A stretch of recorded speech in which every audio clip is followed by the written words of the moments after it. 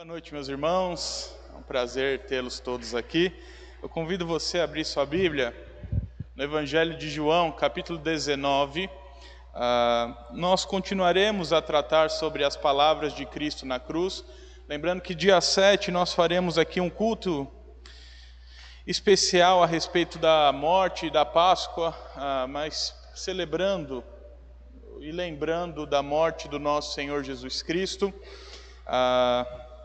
No culto que lembra das 7 palavras dele ditas na cruz, e por ser tempo escasso, então nós estamos vendo palavra por palavra e trazendo as aplicações, palavra por palavra, de uma maneira mais profunda às nossas vidas. E por isso nós já vimos a primeira palavra, que é o perdão perfeito de Jesus, e como Jesus garante o perdão do Pai a nós, quando Ele intercede a nosso favor, dizendo: Pai, perdoa-lhes, pois não sabem o que fazem. Depois, semana passada, nós vimos da promessa perfeita de Jesus, quando Jesus vira o malfeitor que estava com Ele na cruz e diz: olha, hoje você estará comigo no paraíso. Nos trazendo também uma promessa de que a partir do momento em que nós cremos nele como Senhor e Salvador de nossas vidas, nós podemos ter uma certeza de que Ele nos aguarda no paraíso e espera por nós lá. Hoje nós veremos a terceira palavra, a palavra de Jesus, ainda no começo da sua crucificação, antes do meio-dia, entre as 9 e o meio-dia, a terceira palavra de Cristo que se encontra no Evangelho de João. E se a primeira palavra ele se dirige a Deus, na segunda palavra ele se dirige ao malfeitor, nessa terceira palavra ele se dirige àqueles que eram mais íntimos dele, principalmente porque aqui ele fala com a mãe dele e com o discípulo a quem ele amava. Então convido você a acompanhar a leitura, João capítulo 19, verso 26 e verso 27, só esses 2 versículos, que diz assim: vendo Jesus sua mãe e junto a ela o discípulo amado, disse: mulher, eis aí o teu filho. Depois disse ao discípulo: eis aí a tua mãe. Dessa hora em diante o discípulo a tomou para casa. Oremos mais uma vez. Pai Santo, louvado seja o teu nome. E nós clamamos a ti que a palavra lida agora possa ser pregada e exposta, de modo que penetre os nossos corações e que saiamos daqui mais parecidos com teu Filho Jesus Cristo, Senhor. Abra a nossa mente, abra o nosso entendimento, o nosso coração, para que nós sejamos exortados, Pai, pela tua santa palavra. Nós te rogamos isso no nome de Jesus. Amém e amém. Meus irmãos, alguns aqui já sabem, outros eu creio que não, mas a minha família toda basicamente trabalha em cemitério. Então minha mãe trabalha em cemitério, minha irmã trabalha no cemitério, a minha esposa trabalha no cemitério. Então, a coisa que eu estou acostumado a ver é velório. Eu chego lá para conversar com a minha mãe, sempre está tendo um velório, 2, então não é uma coisa muito agradável de se ver um velório, mas eu estou acostumado a observar a dinâmica de um velório. E é interessante como certas mortes causam desesperança, causam mais angústia do que outras. É muito comum ver lá, quando uma criança morre, um desespero tremendo. Até a equipe do cemitério, que já está acostumado, faz todo dia, fica meio... que dia chato de trabalhar. E assim é conosco também. Quando nós vemos alguém querido falecendo, nós ficamos mais abatidos do que em outros momentos. Outras pessoas falecendo, ou pessoas com certa idade falecendo, a gente fica mais tranquilo porque entende que é a ordem natural, se a gente pode dizer assim, das coisas. Mas é interessante observar, não é algo positivo, mas é interessante mesmo assim, que, obrigado Felipe, que como a morte gera desesperança, como a morte gera angústia, mesmo nos crentes, mesmo em quem crê em Cristo. Quando perde um ente querido, fica desesperado. Quando perde um filho, um pai que perde um filho, nossa, esse é um dos que mais machucam no coração de todo mundo. Porque você vê um pai desolado, um pai que perdeu a esperança de alguma maneira, e agora luta para encontrar um cuidado, mesmo no meio de tanta dor. E é isso, meus irmãos, que está acontecendo aqui. É uma mãe vendo o filho morrer. A gente muitas vezes esquece que Maria não é só qualquer mulher na Bíblia. Nós não idolatramos Maria e ela não tem que ser idolatrada porque ela é tão pecadora quanto nós. Mas ela é a mãe de Jesus Cristo. Ela é a mãe do Filho de Deus. E essa mãe está vendo o seu filho sofrer. Está vendo o seu filho ser humilhado. E está vendo o seu filho morrer. Você que é pai, você que é mãe principalmente, se põe no lugar um pouco. Imagina o seu filho morrendo. Imagina a sensação que isso te traz. Esse era o sentimento de Maria naquele momento, vendo seu filho morrer. Mas mesmo nesse momento de dor e sofrimento, Jesus nos faz acreditar que nós podemos confiar nele, pois ele traz um cuidado perfeito. E é sobre o cuidado perfeito de Jesus que eu quero tratar nessa noite. Nós falamos então de uma obra perfeita na cruz, uma obra que garante o perfeito perdão, que garante uma perfeita promessa e que garante um perfeito cuidado sobre as nossas vidas. E a primeira lição que esse texto nos traz é que o cuidado perfeito de Jesus é fruto do modo como ele percebe o sofrimento. O cuidado perfeito de Jesus, ele é resultado da maneira como o próprio Jesus entende o sofrimento. Se você acompanhar a primeira parte do versículo 26, diz assim: vendo Jesus sua mãe, e junto a ela o discípulo amado. O texto diz que Jesus estava sendo crucificado. O texto diz que Jesus estava sofrendo.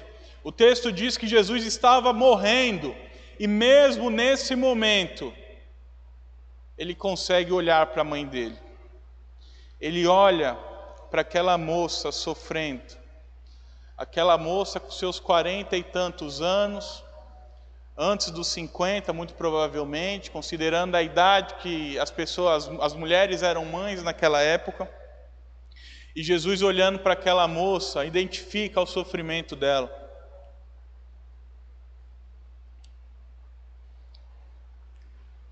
E o texto não afirma, mas provavelmente João aqui era o único discípulo de Jesus na crucificação. Isso porque Jesus tinha profetizado um tempo antes que nenhum deles ia ficar, que todos iam se dispersar, em João 16:32. E além de Maria e de João, estava também as mulheres que acompanhavam no seu ministério. Algumas são citadas nominalmente, como Maria Madalena, a Maria, mãe do apóstolo Tiago, e a mãe de João, a Salomé, e tia de Jesus, porque era irmã de Maria, e também uma moça chamada Joana. Um estudioso bíblico, comentando esse texto, ele diz que ver aqui, a ideia do ver, não é a ideia só de bater o olho e enxergar alguma coisa, não é simplesmente fazer uma identificação visual de alguma coisa, mas a ideia de ver é mais do que isso, é captar a essência do que está acontecendo naquele momento. É como se Jesus visse, ele não olhasse só alguém chorando, triste na frente dele, mas ele conseguisse olhar para o coração daquela mulher e entender exatamente o que se passa dentro dela, entender exatamente o sofrimento dela, o quanto ela está sofrendo. E naquele momento de extrema dor, de extrema angústia, de extremo sofrimento, ele consegue observar alguém sofrendo. Ele está sofrendo mais do que qualquer outro homem sofreu nesse mundo. E mesmo nesse momento, Jesus consegue ter a compaixão de olhar para o sofrimento daquela moça, da sua mãe, do seu discípulo e resolver o problema deles. Quinta-feira eu tratei aqui no nosso curso de Cristologia sobre a compaixão de Jesus.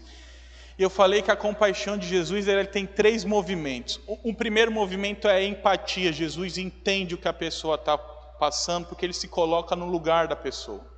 Um segundo movimento é que aquilo toma conta do coração dele. E um terceiro movimento é que Jesus coloca aquela compaixão em prática.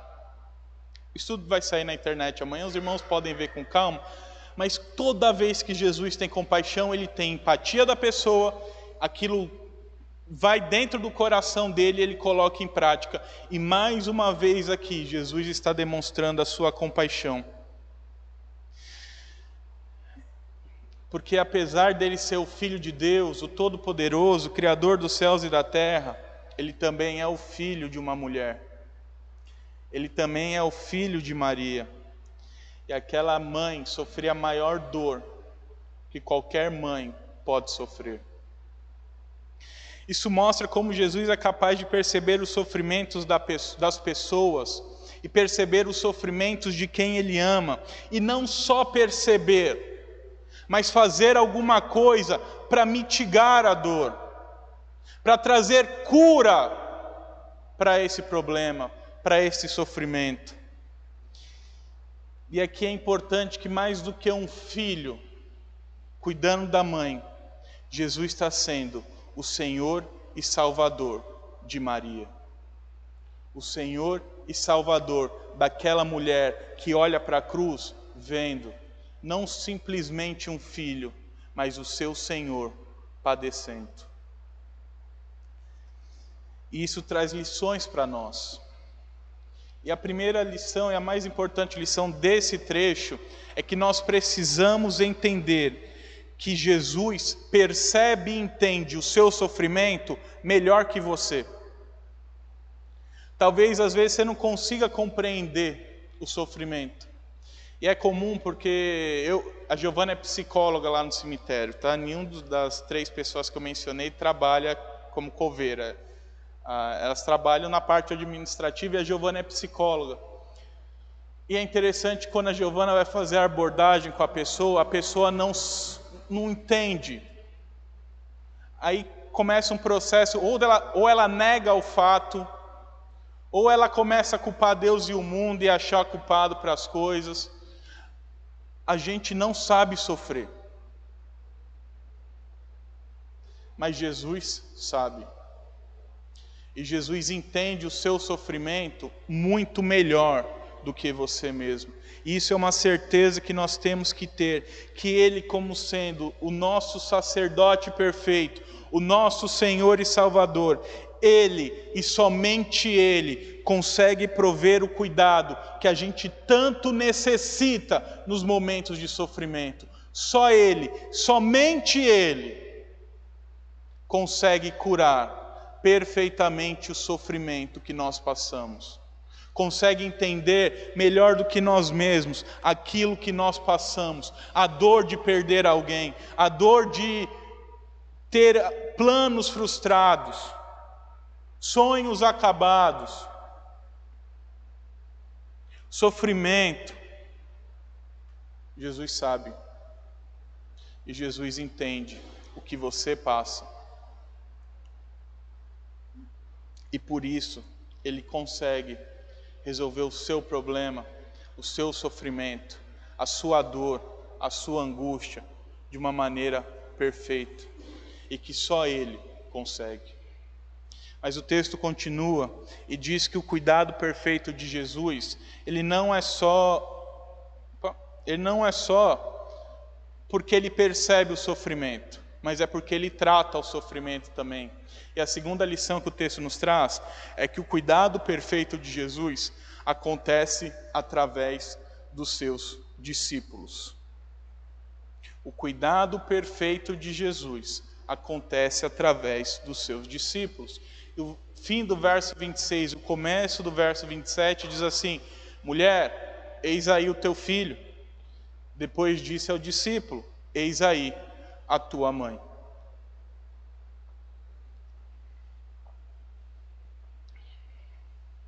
Jesus, então, ao ver a situação em que se encontrava a sua mãe, deixou uma ordenança para ela a fim de considerar o sobrinho João, filho da sua irmã Salomé, como filho.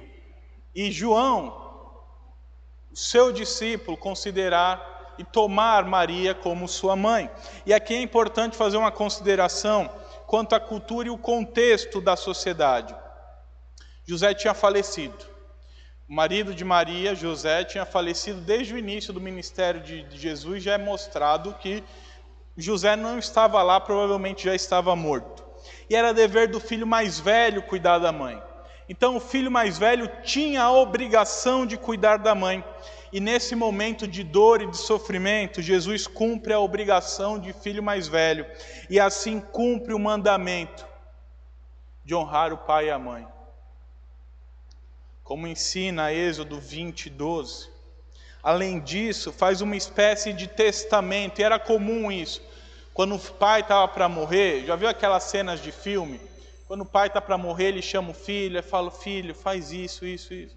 Era comum isso naquela época, e Jesus está fazendo isso diante de Deus e das testemunhas. Está dando o seu testamento, falando: olha, agora mulher, eu como filho mais velho estou ordenando, se a gente pode dizer assim, que você considere João, o seu filho. E João, eu como seu mestre, estou ordenando você a considerar a minha mãe como a sua mãe.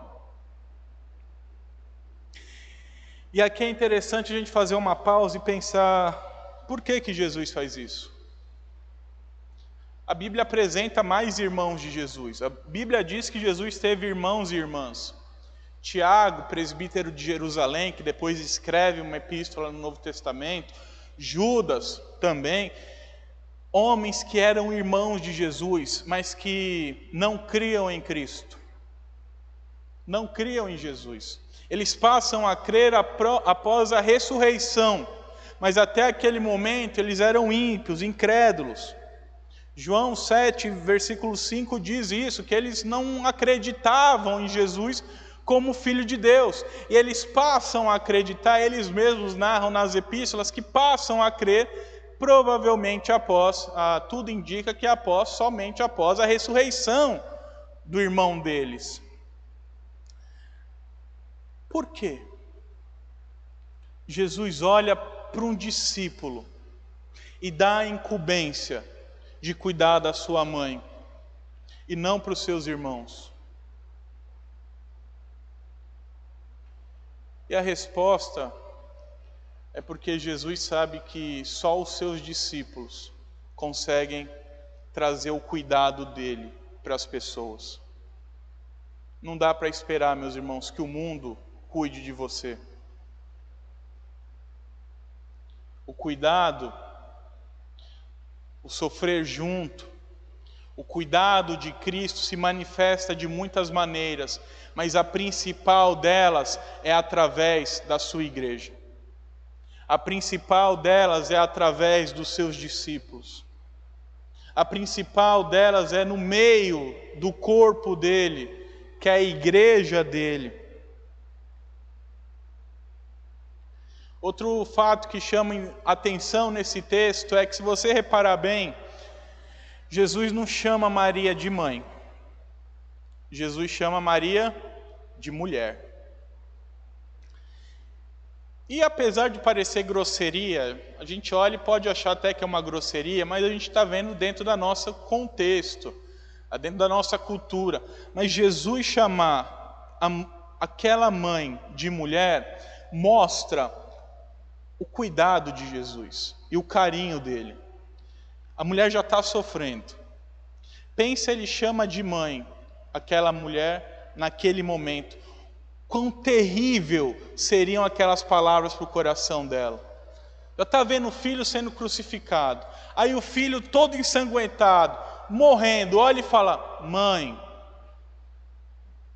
ia machucar demais. Mas Jesus então escolhe bem suas palavras, porque Ele é perfeito em sabedoria. Ele entende que aquele momento Ele quer transmitir duas ideias. Primeiro, essa ideia de não querer agravar a situação. Então Ele fala: mulher, e era um termo comum para a época, não era desrespeitoso, não faltava com educação, pelo contrário, era um termo normal. Você não chamava muitas vezes a mulher de mãe, você chamava de mulher. O contexto deles permitia isso, tanto que você vê Jesus em outras ocasiões chamando Maria de mulher. Quando Maria chama Jesus para fazer o milagre lá em Caná, em João 2, versículo 10, Jesus responde assim: mulher, não é chegada a minha hora ainda. Ele não responde: mãe, calma. Não, ele fala: mulher, porque era comum. E Jesus aqui usa corretamente as palavras para não ferir ainda mais sua mãe, mas também quer transmitir uma mensagem que aquele que estava na cruz, a quem ela olhava, não era simplesmente o filho dela, mas ela deveria considerar como o Senhor e Salvador da vida dela. E ela deveria entender isso. Mesmo naquele momento de sofrimento, ela deveria entender que mais do que o filho sofrendo, quem estava sofrendo era o Senhor e Salvador de sua vida. Um comentarista bíblico, um estudioso, diz que o sofrimento emocional de Maria, como toda mãe sofre por seu filho, deve ser substituído por algo mais elevado e nobre, isto é, por adoração. Jesus está chamando Maria naquele momento, não a um papel de mãe e filho, mas a um papel de servo e Senhor, que deve adorar o Senhor, mesmo naquele momento, e mesmo que Ele seja o filho dela. Então, meus irmãos, essa porção do texto nos traz uma lição muito importante. E a principal lição é que o cuidado de Cristo muitas vezes acontecerá dentro da igreja.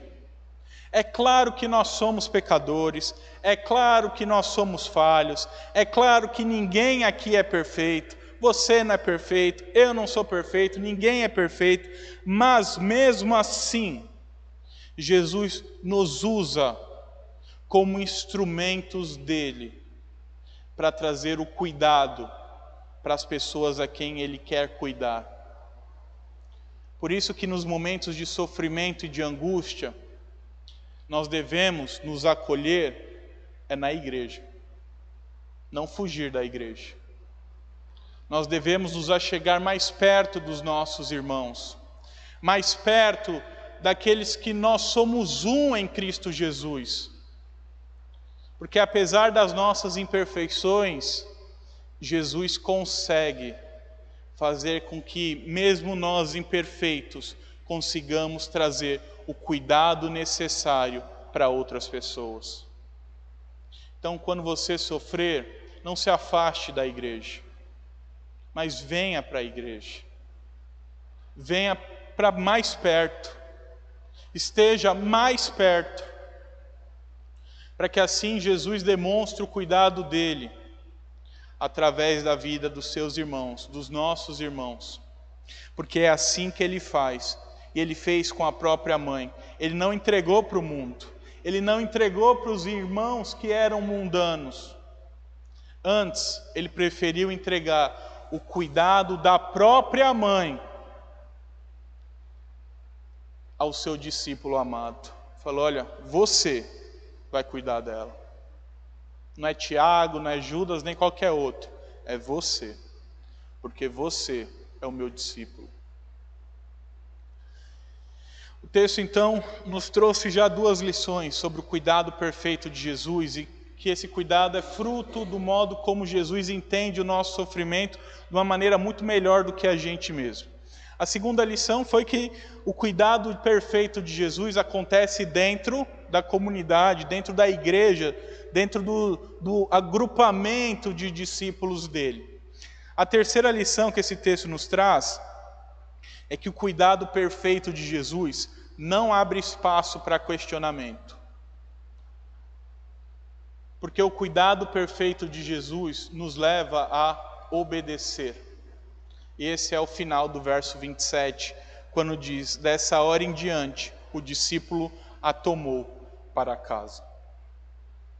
Eu gosto de uma versão da NVI,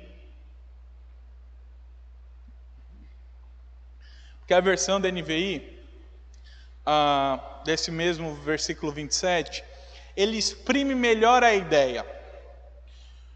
O termo casa não aparece no grego aqui, mas é a ideia de que Jesus, ou melhor, João fez dela como se ela fosse dele mesmo. Essa é a ideia em grego. É como se João chegasse para Maria, a partir daquele momento considerasse ela como sendo dele mesmo, da família dele. E a NVI traz bem essa ideia no verso 27, quando diz: aí está a sua mãe. Daquela hora em diante, o discípulo a recebeu em sua família. O texto deixa claro que ele o recebeu como mãe. Agora, não significa que ela mudou para a casa dele. Talvez não. A gente não sabe, não dá para inferir, não dá para dizer que Maria se mudou para a casa de João, mas dá para ter certeza de que João cuidou de Maria desde aquele momento, como se fosse a própria mãe. E sabe o que é interessante? Que a mãe de João estava no local. Salomé, mãe de João, esposa de Zebedeu, estava no local. E João escuta e fala, aqui é uma criatividade minha, os irmãos, por favor, me deem essa liberdade. Eu penso João na hora, ele olha para a mãe dele e fala assim para Jesus: tá bom, agora ela é minha mãe. Porque o Senhor mandou assim. Porque o Senhor quer que seja assim. A minha mãe está aqui, Salomé está aqui do meu lado. Estamos aqui, eu e minha mãe. Mas agora ela é minha mãe. Mas Maria também é minha mãe. E João faz exatamente como Jesus mandou. Jesus faz exatamente o que Jesus ordenou. Do momento em que Jesus ordenou até o fim da vida de Maria, João foi o filho dela e ela foi a mãe de João. Importante falar que aqui não é uma alegoria. Alguns estudiosos tentam levantar como se Jesus estivesse só sendo alegórico, querendo transmitir uma mensagem bonita e tudo mais. Mas um estudioso bíblico alemão, Bichel, afirma que nada sugere uma interpretação alegórica da palavra de Jesus à sua mãe. Não se deve destruir a silenciosa seriedade e a profunda delicadeza desse texto, com as engenhosidades forçadas que resultariam. Ademais, a menção destas palavras, singelamente humanas, está cabal e suficiente justificada em seu relato, porque fazem parte do envolvimento do evangelista nesses acontecimentos. Uma lenda, se isso fosse uma lenda, esse estudioso bíblico diz, certamente Jesus faria, ou o evangelista faria com que Jesus empregasse palavras mais grandiosas. O estudioso está falando assim, é simples demais, por isso que ele é profundo demais e perfeito demais, para não ter acontecido de verdade, porque aconteceu. A gente pode ter uma certeza que quando João escreve o Evangelho, ele escreve aquilo que ele escutou de Jesus. Porque o discípulo amado era ele. E a palavra de Jesus é para ele. Se ele quisesse contar uma história inverídica, ele falaria coisas grandiosas, igual a história de pescador. Você nunca vai ver o pescador contar o ônus da coisa. Que vai lá, prepara, acorda de manhã, aí prepara tudo, vai lá, prepara a tarrafa, se não, vai que não dá certo, prepara as traias toda da pesca, vai, toma insolação, passa o dia inteiro, não acontece nada, aí ele compra um peixe no lugar que compra peixe e volta falando para casa que pescou. Claro que tem os irmãos que pescam de verdade, seu João é pescador, seu João não mente. Mas se vocês escutarem desse ser que vos fala alguma história relacionada à pesca, na qual eu peguei algum peixe, é mentira. Porque se juntar os peixes do Mato Grosso todo, colocarem num lugarzinho só, e eu jogar a vara ali, eu não pego peixe. Eu vou para pescar por outros motivos, mas não por esse. Não para pegar peixe. Então João está dizendo aqui, ó, o estudioso está falando assim, se João quisesse contar uma história, ele teria contado uma história. Ele não teria falado só que Jesus olhou e falou, eis a tua mãe. Isso nos traz lições. E a primeira é que nós devemos obedecer à ordem do nosso Senhor e cuidar das pessoas. Nós precisamos cuidar das pessoas. Nós precisamos aprender a suportar as cargas uns dos outros. Sofrer com os que sofrem, chorar com os que choram, rir com os que riem. Nós precisamos, isso não é opcional na nossa vida cristã, mas é uma obrigação de todo cristão. Por isso é nosso dever zelar por ter um emprego bom, para ter condições de socorrer as pessoas. Zelar por ter uma saúde mental, espiritual e física boa, para ter condições de suportar a carga uns dos outros. Para que nós possamos ser usados por Deus no socorro e cuidado de nossos irmãos. E o discípulo de Jesus é de tal modo constrangido pelo cuidado do seu Senhor, que ele não questiona o seu Senhor. E nós não questionamos a Deus, não porque Deus colocou um cabresto em nós e a gente não pode falar, mas é porque Deus faz de tal modo perfeito que não tem por que questionar. Como questionar alguma coisa perfeita? Vai questionar o quê?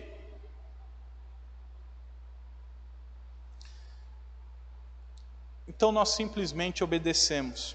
E quando Ele nos chama para cuidar de outras pessoas, nós obedecemos, entendendo que Ele vai nos dar a força suficiente para fazermos aquilo que Ele mandou com que nós façamos. Então coloque a sua vida à disposição de Deus, para que você seja capacitado por Ele, através da leitura da palavra, através da oração, através dos estudos bíblicos, através da comunhão com os irmãos, para que você seja cada vez mais capaz de socorrer os necessitados e os aflitos, a fim de que você possa ser usado por Deus para cuidar de outras vidas. Nós, às vezes, queremos cuidar de outras vidas, mas nós não sabemos como. Mas Jesus nos deixou como. Ele não só ordena. E é isso que eu acho mais bonito na Bíblia, porque ela não só manda, ela fala também como fazer e por que fazer. E Jesus deixou como consolar as pessoas através da palavra dele. Você não vai consolar as pessoas com o que você pensa da situação, com o que você acha do mundo, com o que você leu no jornal. Você vai consolar as pessoas com as palavras de Cristo. Porque é o consolo dele que é perfeito, não o seu. Você só vai trazer o conforto dele para as pessoas. Nós vimos então o cuidado perfeito de Jesus e como ele é fruto do modo como ele consegue perceber o sofrimento e as necessidades das pessoas e as nossas necessidades, antes mesmo que elas externem isso. Também vimos que o cuidado de Jesus acontece por meio da sua igreja e dos seus discípulos. Por fim, vimos que o cuidado perfeito de Jesus nos leva à obediência, sem questionar como ou de onde virá o sustento, porque Ele ordenou, nós confiamos que Ele proverá, portanto, só obedecemos. Creia então que somente Jesus tem um cuidado perfeito para oferecer às pessoas. Claro, nós podemos nos valer de vários métodos, de vários meios. Como eu falei, minha esposa é psicóloga. Mas o cuidado perfeito, a perfeição desse cuidado que cura a dor, que mitiga o sofrimento, só Cristo pode trazer. Só Jesus pode dar. Só Jesus pode fazer. E lembre-se sempre, Ele já está cuidando de você todos os dias da sua vida. A gente às vezes, muitas vezes esquece disso. Que Ele está cuidando de nós a cada segundo das nossas vidas. Porque o cuidado é perfeito. O cuidado dele é perfeito para todos os que creem e confessam a Ele como Senhor e Salvador de suas vidas. E esse cuidado, que é interessante, não durará somente os anos de nossas vidas, mas todos os dias, todos os segundos, por toda a eternidade. Jesus cuidará perfeitamente de nós. Que Deus abençoe a sua vida e que você tenha consciência total de que Jesus é quem cuida de você e que Ele garante um cuidado perfeito para a sua vida. Eu quero convidar você a baixar sua cabeça para nós orarmos. E antes de orar, eu gostaria que você fizesse uma oração e colocasse a sua vida diante do Senhor, pedisse a Ele para que Ele continue cuidando, que Ele já vai fazer, mas se você conhece pessoas que precisam desse cuidado, que você também interceda por essas pessoas nessa noite, que você peça em favor dessas pessoas nessa noite, e se prontifique diante de Deus a levar esse cuidado, a ser esse discípulo que obedece, esse discípulo que faz. Vamos orar então ao nosso Senhor.